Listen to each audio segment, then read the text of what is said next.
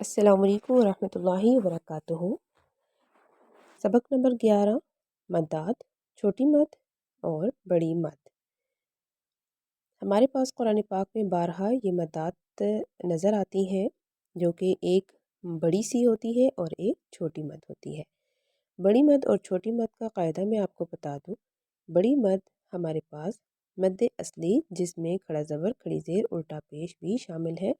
مد اصلی کے بعد حمزہ ایک ہی کلمے میں آئے، یعنی ایک ہی کلمہ کے اندر موجود ہو تو وہ مد واجب کہلاتی ہے۔ اور جب مد اصلی یا کھڑا زبر کھڑی زیر الٹا پیش کے بعد حمزہ دوسرے کلمہ میں آئے تو وہ مد جائز کہلاتی ہے، یعنی چھوٹی مد۔ اور ایک مد ہمارے پاس تب ہوتی ہے جب مد اصلی یا کھڑا زبر کھڑی زیر الٹا پیش کے بعد حرف پر شد آ جائے، یعنی ہم الف مدہ کے بعد اگلے حرف پر شد آ جائے تو وہ مد واجب یا مد لازم کہلاتی ہے۔ تو وہ چلتے ہیں اپنے سبق کی طرف، جس میں آج ہم دیکھیں گے مد واجب کون سی ہیں۔ جیم حمزہ مد زبر جا، حمزہ زبر جا۔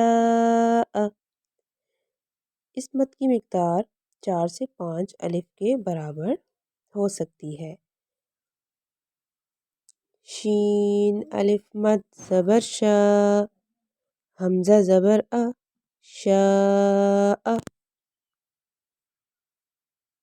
قوف الف زبر قو، لام واو مد پیش لو، قولو۔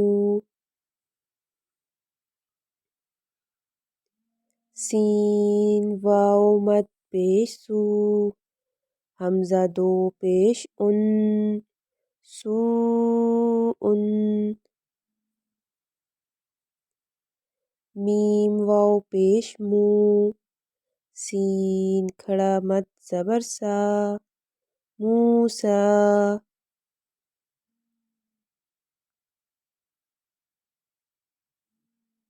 یا زبر یا، شین الف مد زبر شا، یشا، حمزہ پیش او، یشاء۔ یہاں ہمارے پاس الف مدہ کے بعد حمزہ اسی کلمہ میں ہے۔ یہاں بھی آپ دیکھیے تو الف مدہ ہے، الف سے پہلے زبر اور اس کے بعد فوراً حمزہ آ گیا ہے، تو یہاں مد واجب ادا ہو رہی ہے۔ یہاں دیکھیے مد اصلی کے بعد ہمارے پاس دوسرے کلمہ میں حمزہ ہوگا، جس کی وجہ سے یہ چھوٹی مد آئی ہے۔ یہاں پر ہمارے پاس مد اصلی کے پاس حمزہ اسی کلمہ میں ہے، تو وہ ہمارے پاس مد واجب کہلائی جائے گی۔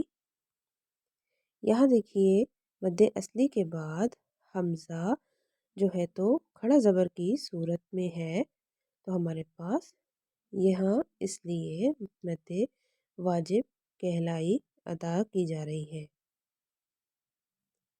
اسی طرح سے حمزہ جو ہے تو اسی کلمہ میں ہے، یعنی مد اصلی کے بعد فوراً حمزہ آ گیا ہے تو مد واجب ہے۔ شد کی مثال آپ کو دیتی چلوں۔ یہاں پر ہمارے پاس الف مدہ کے بعد فوراً شد آ گیا ہے، تو یہاں پر ہم مد واجب یا مد لازم ادا کریں گے۔